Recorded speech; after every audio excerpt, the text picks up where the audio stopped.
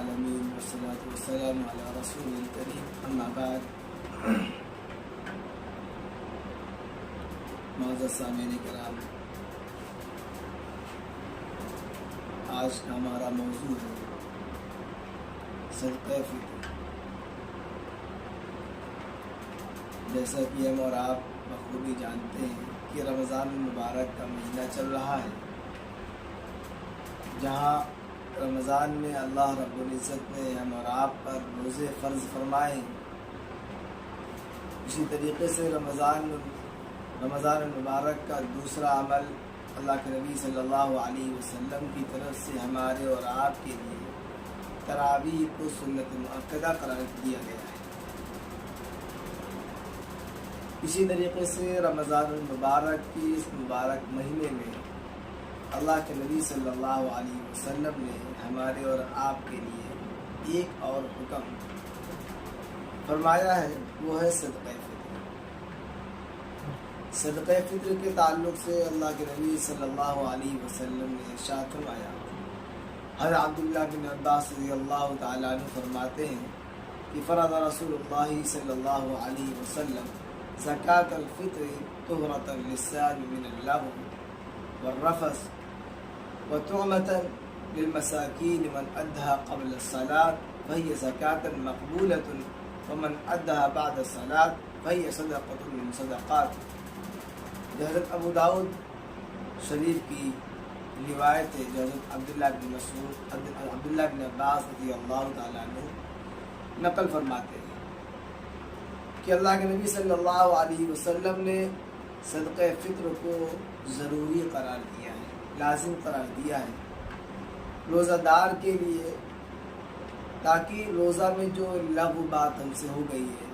جو غلطیاں کوتاہیاں بے حیائی کی باقی باتیں ہو گئی ہیں، جو گناہ ہم سے روزے کی حالت میں ہوئے ہیں، ان کے ذریعہ یعنی اس صدقہ فطر کے ذریعہ وہ گناہ ہمارے پاک کر دیے جائیں اور اللہ کی بارگاہ میں ہمارا یہ عمل روزہ پاک و صاف و شفاف حالت میں کامل طریقے پر پہنچے۔ اور مسکینوں کے لیے کھانے کا انتظام ہے۔ جو شخص عید کی نماز سے پہلے اس صدقہ فطر کو ادا کر دے وہ مقبول صدقہ فطر ہے، اور جو شخص عید الفطر کی نماز کے بعد ادا کرے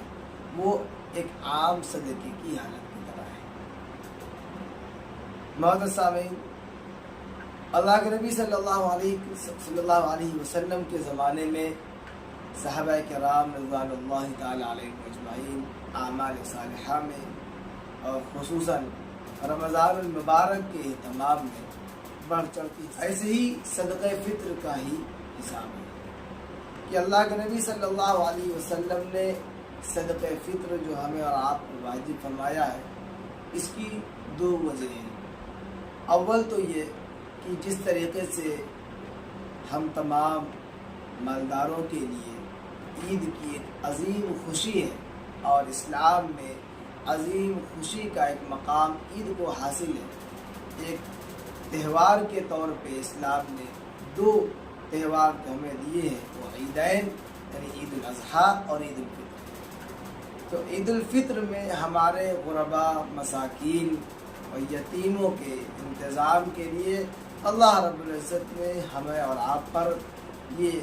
صدقہ فطر واجب کر کے پیغام دیا کہ جس طریقے سے ہم اور آپ عید منائیں اسی طریقے سے ہمارے غرباء، مساکین بھی اور یتیم بھی خوشی کے ساتھ ہماری عیدگاہ میں، ہماری عید میں شریک ہوں۔ اس لیے اللہ نے یہ حکم دیا۔ دوسری حکمت اس میں یہ ہے کہ اللہ کے نبی صلی اللہ علیہ وسلم نے فرمایا، جیسا کہ حدیث مبارکہ پڑھی گئی کہ اللہ کے رسول صلی اللہ علیہ وسلم نے یہ صدقہ فطر اس لیے بتلایا کہ تاکہ ہمارے روزوں میں جو کمی و کوتاہی ہو گئی ہے، جو غلطیاں ہو گئی ہیں، جو گناہ ہم سے ہو گئے ہیں، اللہ تعالیٰ ان صدقہ فطر کے ذریعہ ہمارے گناہوں کو دھو دے، ہمارے گناہوں کو معاف کر دے اور ہمارے روزوں کو پاک اور صاف کر دے۔ اب مسئلہ ہے کہ ہمارے سامنے کی صدقہ فطر ہم کو کن چیزوں سے ادا کرنا ہے۔ بخاری شریف کی روایت ہے کہ باب صدقۃ الفطر صاع من طعام کہ حدثنا عبداللہ بن یوسف اخبرنا مالک بن زید بن اسلم عن عیاض بن عبداللہ بن سعید عن ابی سعید الخدری رضی اللہ تعالی عنہ يقول كنا نخرج زكاة الفطر ساعا من طعام أو ساعا من شعير أو ساعا من تمر أو ساعا من عقد أو ساعا من زبيب. مختلف روایات میں اللہ کے نبی صلی اللہ علیہ وسلم سے صدقہ فطر کے تعلق سے واضح طور پر یہ الفاظ نقل کیے گئے ہیں کہ 5 چیزوں پر صدقہ فطر ہم سب کو ادا کرنا ہے. سب سے پہلے ایک کھجور کے ذریعہ. حضرت ابو سعید خدری رضی اللہ تعالیٰ عنہ کی روایت پڑھی گئی کہ اللہ کے نبی صلی اللہ علیہ وسلم کے زمانے میں صحابہ کرام ان 5 چیزوں سے صدقہ فطر ادا کیا کرتے تھے. نمبر 1 کھجور سے، نمبر 2 کشمش سے، نمبر 3 پنیر سے، نمبر 4 جو سے، اور نمبر 5 آخری درجہ ہے گیہوں سے. ان 5 چیزوں کے ذریعہ صدقہ فطر ادا کرنے کا ذکر موجود ہے. اب ان 5 چیزوں میں اللہ کے نبی صلی اللہ علیہ وسلم نے ارشاد فرمایا اور صحابہ کرام کو یہ معمول تھا کہ کھجور سے اور پنیر سے اور کشمش سے اور جو سے، ان 4 چیزوں سے اگر صدقہ فطر ادا کرنا ہوتا تو وہ 1 سا کھجور، 1 سا جو، 1 سا پنیر، 1 سا کشمش ادا کیا کرتے تھے. اسی طریقے سے گیہوں کے تعلق سے حضرت عثمان غنی رضی اللہ تعالیٰ عنہ، حضرت ابو ہریرہ رضی اللہ تعالیٰ عنہ، جابر رضی اللہ تعالیٰ عنہ، عبداللہ بن عباس رضی اللہ تعالیٰ عنہ، عبداللہ بن زبیر رضی اللہ تعالیٰ عنہ، اور حضرت اسماء رضی اللہ تعالیٰ عنہ. اور یہ تمام صحابہ فرماتے ہیں کہ جن میں اسماء حضور صلی اللہ علیہ وسلم کی حضرت محترمہ ہیں، فرماتے ہیں کہ گیہوں سے آدھا سا صدقہ فطر ادا کرنا ہے. اور حضرت ابو سعید خدری رضی اللہ تعالیٰ عنہ فرماتے ہیں کہ جب حضرت معاویہ رضی اللہ تعالیٰ عنہ امیر المؤمنین بن کر کے مدینہ منورہ تشریف لائے، اس وقت حضرت ابو سعید خدری رضی اللہ تعالیٰ عنہ بعض صحابہ نے حضرت امیر معاویہ رضی اللہ تعالیٰ عنہ سے اس کے متعلق مشورہ کیا تو حضرت امیر معاویہ رضی اللہ تعالیٰ عنہ نے فرمایا کہ اس وقت قیمت اور ماحول کے اعتبار سے صدقہ فطر ان 4 چیزوں میں 1 سا، اور اگر گیہوں سے ادا کرنا ہو، گندم سے ادا کرنا ہو تو آدھا سا ادا کیا جائے. ان مختلف روایات سے ہمیں ایک سبق ملتا ہے اور صدقہ فطر کے وجود کا جواز ملتا ہے. دوسری بات یہ کہ صدقہ فطر ہم میں 1 سا یا آدھا سا ادا کرنا ہے گیہوں سے، وہ موجودہ وقت میں کتنا ہے. صدقہ فطر کی مقدار جو 1 سا کی ہے وہ 3 کلو 266 گرام، یعنی موجودہ وزن کے اعتبار سے جن چیزوں میں ہمیں 1 سا کھجور، 1 سا کشمش اور جو یا پنیر سے ادا کرنا ہے، اس کا 3 کلو 266 گرام وزن یا اس کی قیمت ادا کرنی ہے. اسی طرح آدھا سا گیہوں سے اگر ہم کو ادا کرنا ہے تو وہ 1 کلو 633 گرام گیہوں کی قیمت ادا کرنی ہے. اور آج کی ڈیٹ میں جو ہمارا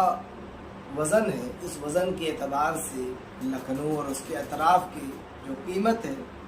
وہ کھجور سے اور کشمش سے 980 روپے ہے، یعنی ایک شخص کا صدقہ فطر 980 روپے ہوگا. اور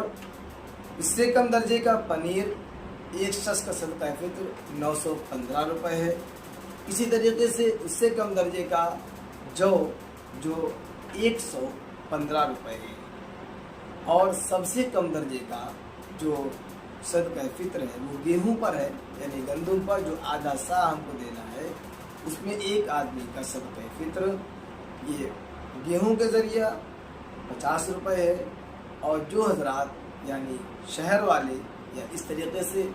جس بھی علاقے کے رہنے والے ہوں، اگر وہ صرف اور صرف بازار سے، دکان سے آٹا خرید کے استعمال کر رہے ہیں، گیہوں کا استعمال نہیں کر رہے ہیں، تو ان کے لیے کہ وہ آٹے کی قیمت کے اعتبار سے صدقہ فطر ادا کریں، یعنی 60 روپے ان کو صدقہ فطر آج کی تاریخ میں 2025 رمضان مبارک میں ادا کرنا ہے۔ یہ ہمارے صدقہ فطر کے اوزان ہے اور اس کی قیمت ہے۔ ہمیں اپنے حیثیت کے مطابق صدقہ فطر ادا کرنا ہے۔ اگر ہماری حیثیت معاشرے میں اعلیٰ کوالٹی کی ہے، اس کا اندازہ ہم اپنی شادیوں سے لگا سکتے ہیں کہ ہماری شادی اگر اچھے لیول کی ہے، 10 لاکھ 15 لاکھ 20 لاکھ کی شادیاں ہماری ہو رہی ہیں اور ہم معاشرے میں ایک الگ معیار کی حیثیت کے مالک ہیں، اللہ نے ہمیں وسعت دی ہے، مالدار ہیں، تو ہمیں چاہیے کہ ہم گیہوں چھوڑ کر کے کھجور سے اور کشمش سے صدقہ فطر ادا کریں۔ اگر اس سے کم درجے کے ہیں تو ہم پنیر سے ادا کریں، اور کم درجے کے ہیں تو ہم جو سے ادا کریں۔ اخیر درجے میں اگر ہم استطاعت کے قابل نہیں ہیں، اللہ نے اتنی وسعت نہیں دی ہے، لیکن صدقہ فطر ہم پر واجب ہے، تو ہمیں گیہوں سے ادا کرنا ہے، جو 50 روپے ہے اور آٹے کے اعتبار سے 60 روپے ہے۔ اب صدقہ فطر ادا کرنا کس کو ہے؟ وہ اس کے لیے صاحب نصاب کا ہونا شرط ہے۔ صاحب نصاب کے ہونے کے لیے بخاری شریف کی روایت میں اور اسی طریقے سے فتاوی دارالعلوم دیوبند میں جو ذکر ہے، مختلف جگہ پر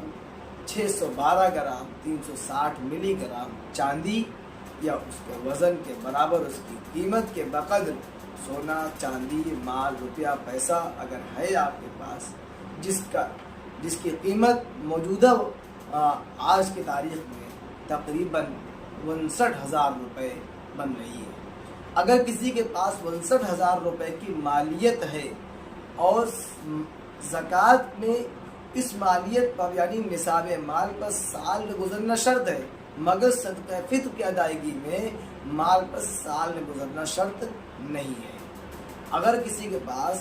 612 گرام 360 ملی گرام چاندی کی قیمت اپنے علاقے کے اعتبار سے یا موجودہ آج کی تاریخ میں 59,000 روپے کی قیمت کے تقریباً بن رہی ہے، اگر اتنی مالیت کا زیور یا کسی کے پاس روپیہ پیسہ مال موجود ہے تو اس پر صدقہ فطر ادا کرنا واجب ہے ہر بالغ مرد عورت پر، اور اپنے نابالغ بچی اور بچیوں اور اپنے غلاموں کی طرف سے ان کے ماتحت، ان کے والدین، ان کے ذمہ داروں پر صدقہ فطر ادا کرنا واجب ہے۔ اللہ تعالی ہم سب کو اپنے ساتھ کے بقدر اچھے اخلاق کے ساتھ صدقہ فطر ادا کرنے کی توفیق عطا فرمائے۔ آمین و آخر دعوانا الحمدللہ۔